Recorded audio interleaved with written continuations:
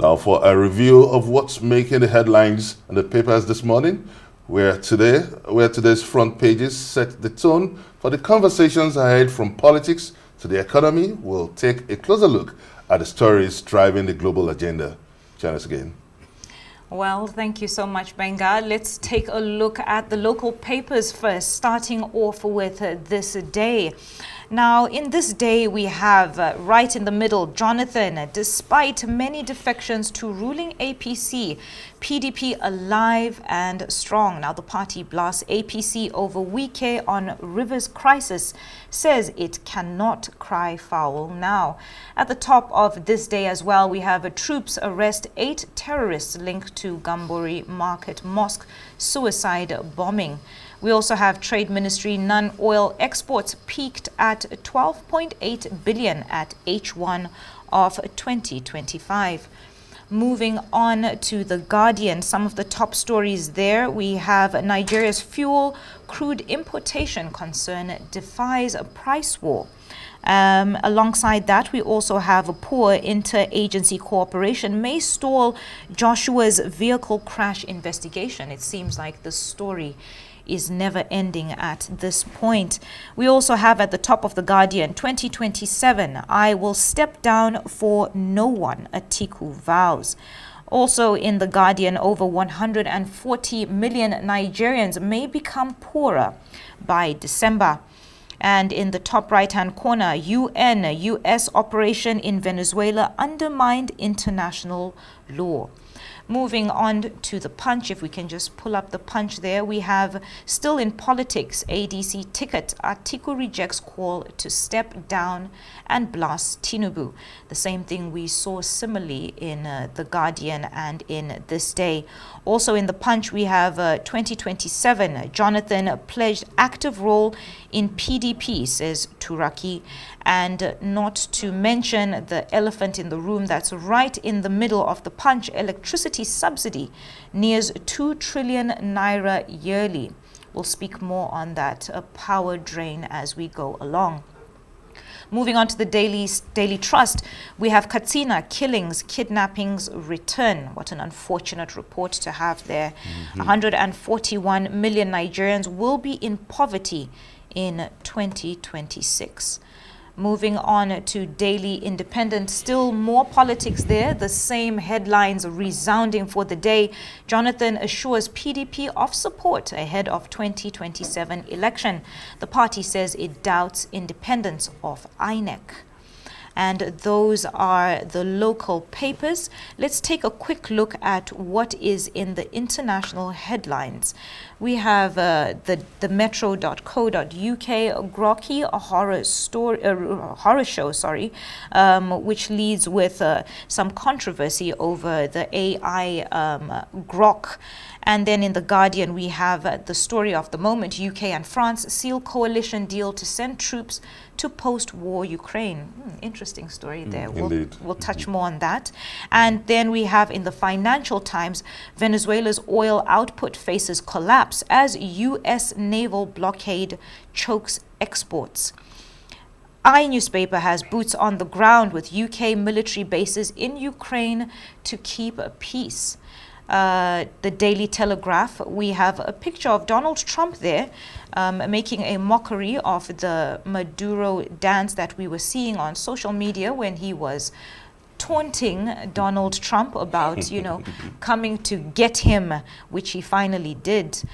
Moving on, we also have similar stories in the Daily Mail, where Trump threatens to use military to seize Greenland.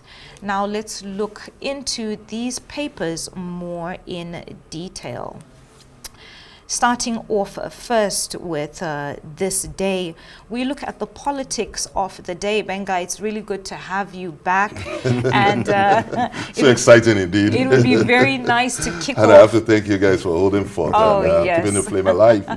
Yeah, it would be very nice to kick off with some political analysis over what we've been seeing. I mean, in This Day and in the Daily Independent, we've been seeing a resounding headline. Jonathan assures the PDP of support ahead of 2027 elections. What do you make of the political climate in anticipation of 2027, which is now closer than ever? Yeah, you know, we rounded up last year with the lawmakers, the National Assembly tinkering with an electoral reform that would bring the election calendar to as early as November this year. Yes. So in the political calendar, this is the game changer. This is the calendar. This is the race to the build up to the 2027 election. So we'll be seeing strong rhetorics. We'll be seeing a lot of horse trading. We'll be seeing a lot of subtle maneuvers. We'll be seeing a lot of game plans that will shape the political horizon come 2027 that will just be a mere determinant of what is to come. Let me just, talking about Jonathan saying that the PDP has shown historical resilience. Yes, they have shown capacity to reinvent their will over time.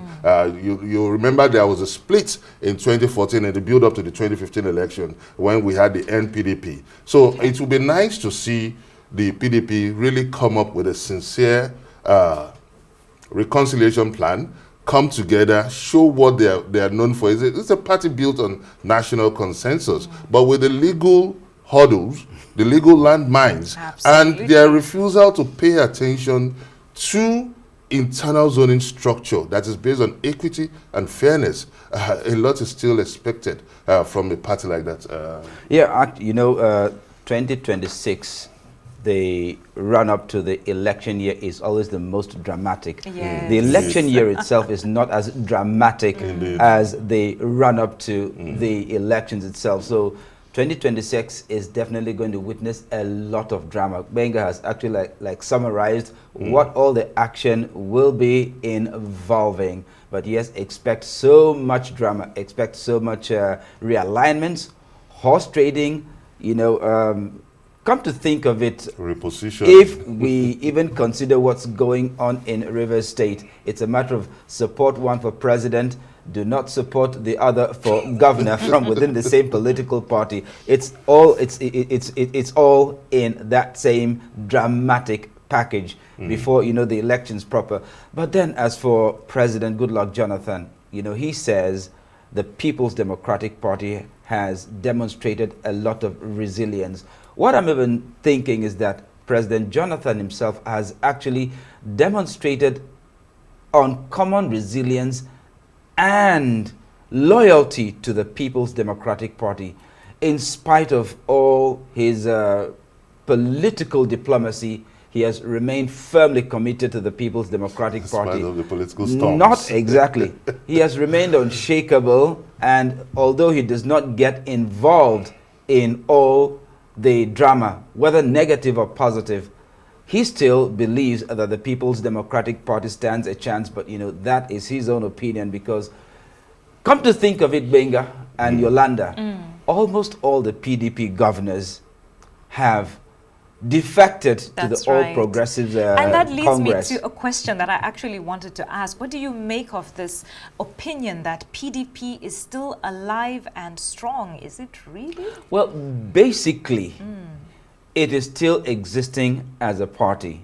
Yes, the leaders of the People's Democratic Party in the states have actually migrated, so to say, to the ruling party, but that does not spell the death knell to the People's Democratic Party, because these governors are actually fighting for survival.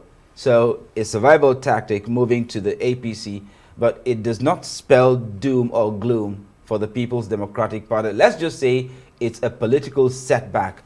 But come to think of it, the only problem the PDP has is not even the ruling party, but the ADC, because it appears that's where most of their stalwarts have headed to.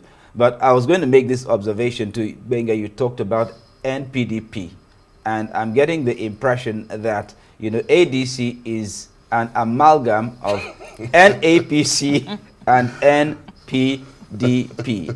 The dissatisfied politicians from both of the leading parties in Nigeria coming together to form Indeed. a third party, but then what exactly is happening within that political coalition is another topic, and I'm sure we'll be coming to that Let me just too. Yes, add sure, that go ahead.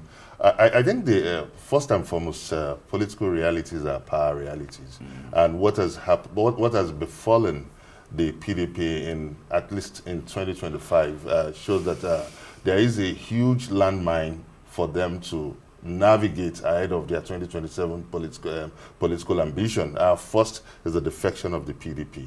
PDP governors. We don't talk about party. We look at the political structure of the states.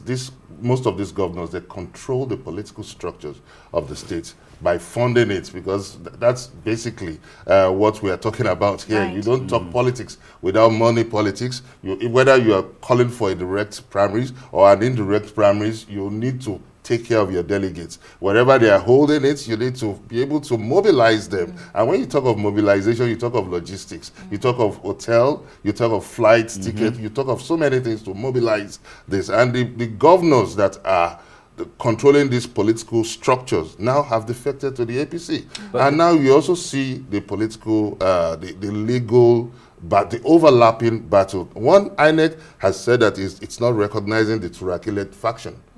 So that's another big hurdle for the PDP. So, but I'm not ruling out the chances. They've shown that political sportsmanship in the past. They've shown that political resilience in the past, that they can come together to reinvent the wheel ahead of whatever election. But it will be same. But now the missing link, the odd now is that they are contending against a skillful politician in an incumbent position in person of President Asiwaju Bola Ahmed Tinubu, that his political sophistry, his political dexterity is very, very high, and they will really need to come together if they have to contend against such a force. So, Benga, I hear what you're saying.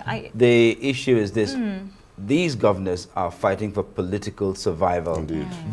But the question is, where is their heart and soul? Right. Is it really with the All Progressives Congress, or they are just using the All Progressives Congress to cement their status as, state governors, and then they secure the victory in 2027. There is nothing to stop them from going right back to the People's Democratic Party. That's a strong suspicion on my part. But Indeed. then, of course, it is left to be seen. Where is the heart and soul of the defecting Their heart governors? and soul is in their political survival and race to the political future. I think at this but point, the APC is offering that carrot. I think at this point, there's so much to speak about in this topic, but unfortunately, we have to move on. Charles, I want to come to you. You had a story, a report earlier on, which was quite interesting, and it's on the front page of The Punch, where it says electricity subsidy nears 2 trillion naira yearly. Now, you did an extensive report on the tariff hike that many residents are complaining about. Please give us a rundown of your findings. Yes, the issue is that a lot of consumers in Abuja, the federal capital, suspected that there was a hike in tariffs because, according to them, what they were getting relative to what they're paying for is not the same. Like someone did say that some months ago, he paid so and so amount for so and so amount of units of electricity. And then this time around, he's paying the same amount, but it seems as if he's getting less units. It's not as if he went to check his meter to see what it was. All he was saying, what they were saying essentially is that when I pay maybe 5,000 naira, right, and I get 2 weeks of electricity, this time around I'm paying 5,000 naira and I'm getting just 1 week of electricity. So it appears as if there is a subtle increase in electricity tariffs. So I went to the regulator, NERC, and I asked bluntly, has there been an increase in tariffs? And they said no. And they actually gave me the schedule. And it was basically the same. Now, NERC would not provide any analysis, any explanation. So I said, okay, let me ask another expert in the field of electricity supply. I went to the AEDC, And AEDC now broke it down for me. Their COO, engineer Blessing Ogbe, said, look, this is the festive season. The children are on vacation. You have visitors. And of course, you know, you have to keep the meat in the deep freezers cool enough for the festive season. So it means you're using more electricity than you used to. Is this really the case? Well, apparently, if there is no official sanction of an increase in electricity tariffs, we actually ran a check, and indeed, there's been really no increase. It is still 209 naira 50 kobo for band A users. So what But would be the for- excuse then? So too many people can't be complaining about the same thing and all be wrong. Exactly, and that is the point they were making, that you see, you are using, unconsciously, you are using more electricity than you used to. He did a comparison, like in the wet season when the weather is relatively cool. Of course, you don't, you hardly use your air conditioning. But check it out, Yolanda. This has probably been the hottest December I've experienced in my entire life. I mean, you know, in December, the weather is supposed to be cold, the Harmattan season and all that. But this Harmattan has been basically non-existent. It has given us dust. It has given us a lot of heat. So the temperatures have been relatively higher. So, I mean, Okay. and then, of course, you know, the holiday season, more people at home. Are at home, that's true. So, more electricity used. And then there's also that factor of the value-added tax. That is one thing people fail to also calculate when they pay their electricity tariffs. So I think that more fundamentally, I think there is a need for an intervention in our power sector. Because you look at the power generation, the power generating firms, they are locked in heavy debt crisis, still with the distributing companies too. So when you say that 2 trillion subsidy, what are we actually subsidizing? Right. What is the consumption? So it appears that we are subsidizing consumption rather than subsidizing production. Absolutely. So I think that we need to rejig the Very roadmap nice point to there. Very nice in our point. security, in our power sector, actually. You know, the phrase cost-reflective tariffs. Indeed. Even at the moment, Nigerians are actually struggling with the tariffs. But then, As they are. yes, as they are. But then the discos and the regulators are saying that these tariffs are not cost-reflective.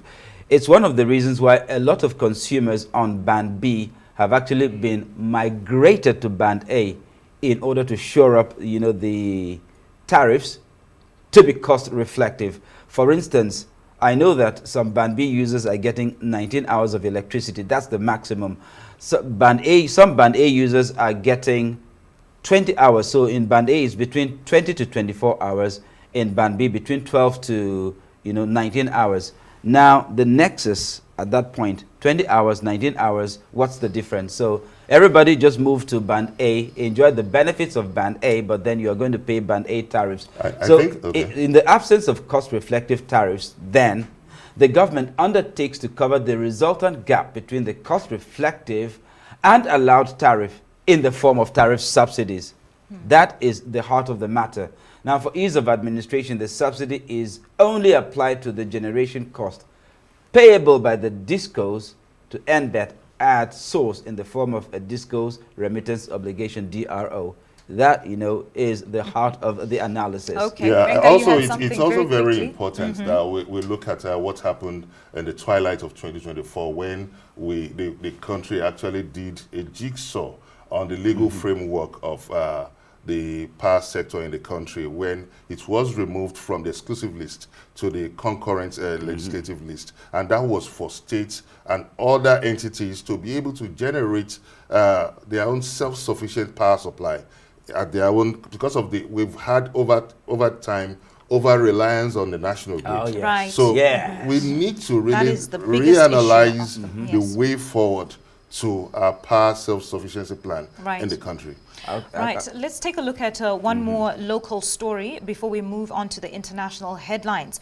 And that's a report that we took earlier on the development that is going on in Makoko.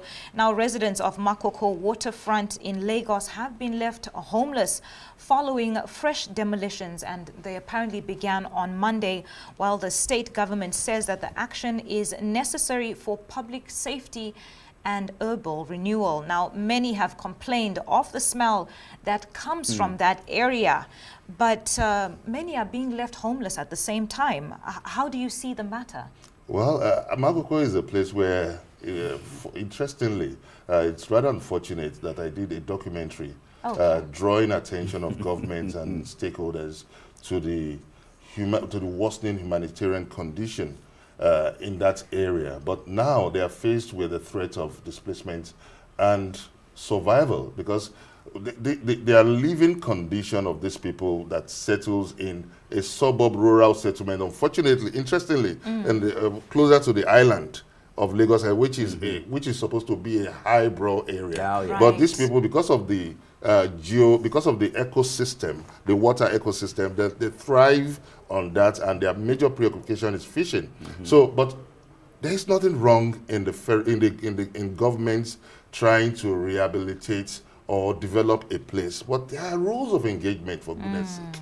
And what happens to compensating these people, these residents? What happens to resettlement plan? These are not rocket science. We cannot afford to be subjecting people to this dehumanitarian treatment. Now, who takes care of the displacement? Who takes care of the uncertainty that comes with this harrowing experience? Unfortunately, the community leader, a lot of them have been heightened suspicion that is compromised. So when you look at this, it's really unfortunate that, contrary to Section 14 of the Constitution that places the welfare and security of the people as the primary responsibility of the government, I think the reverse is the case. You know, Makoko is one massive maritime ghetto.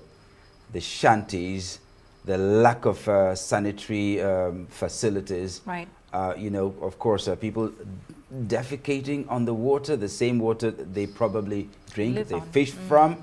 And, you know, when you drive over the Third Mainland Bridge, as a matter of fact, when I first moved to Lagos back in the mid-90s, what caught my attention was the fact that the stench that emanated from Makoko, you know, I think they also... It stinks. Oh, my goodness. I was actually fishing for a particular word. You know, they actually carry lumbering activities there. So when they burn the lumbering and then, you know, combine with the natural filth coming from there, it was just a matter of time. You know, Makoko has always been a ticking time bomb. But then I'm also wondering, after demolishing that community, and this is the catch, you know, waterfront properties anywhere in the world are prime property.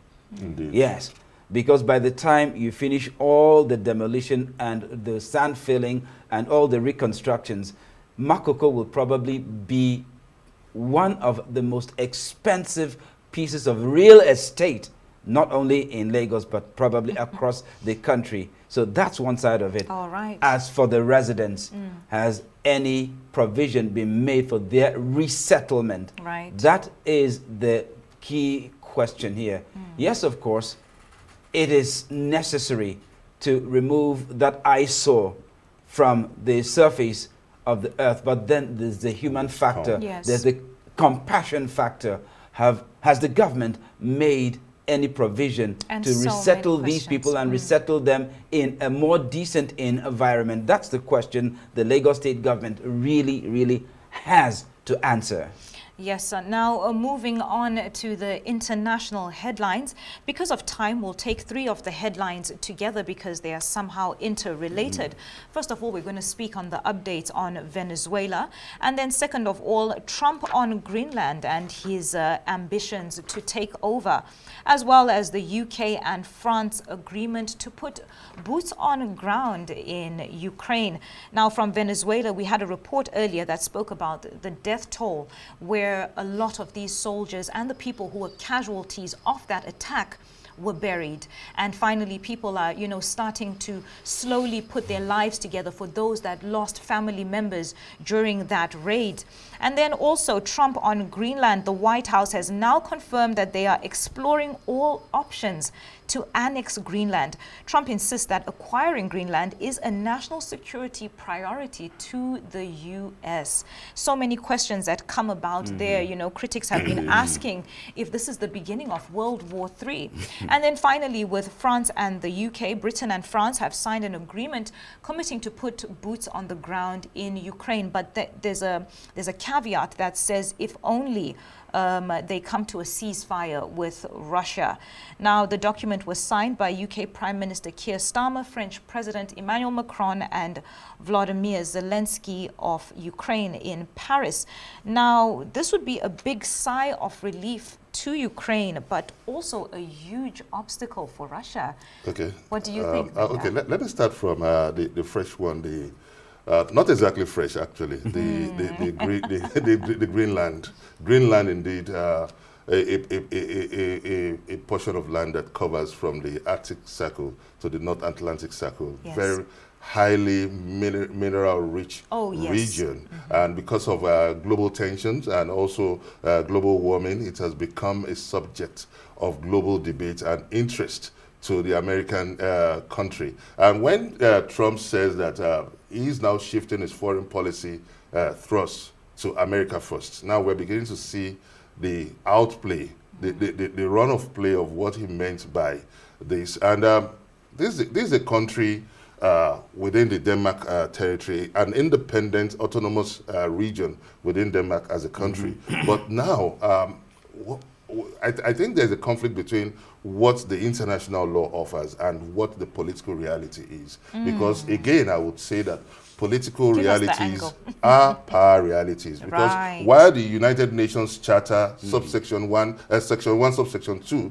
provides for equality and the rights to self-determination and to plan their political status, that is not what we are saying. Because US has declared Greenland as an area of strategic security and economic interest. And it's going But is that for a it. justification? Yes. Is that a justification Exactly. for going That- to take So that's why I said that's the initially, question. that's why I said initially that political realities, Yes. let's not be swayed by the international law. Political realities are power realities. It's the weak nations that run to the International Court of Justice, that run to United Nations for arbitration. The powerful countries, they take bold actions to protect and defend and project their national interest. Now, President Trump is insisting that Greenland is key to America's security interests. Maybe because he says, according to him, that there's been a lot of maritime activity in that area by Russia and China. China is actually far removed from Greenland, so maybe that's an excuse. But then I'm still trying to wrap my head around how Russia poses a maritime threat to the United States. Now, if you go through the global Western corridor, you know, Alaska actually borders the Russian territories. So Russia can actually hit the United States, you know, through that region. Previously, Alaska even belonged to Russia, but then, of course, after the agreement lapsed, the ownership returned to the United States of America. Now, Greenland basically, or rather politically, belongs to Denmark. And because Donald Trump is insisting that America is vulnerable as long as Denmark remains in, as long as Greenland remains in Danish hands. So he is saying, okay, Denmark, you give us Greenland, or we take it by force. So Well, it now remains in the court of the European powers, probably led by the US and France, to see how there could be a political solution to this controversy instead of an anticipated military solution by Donald Trump. I don't think that will bode any good for the rest of the world. Well, we look forward to how that story and the others unfold.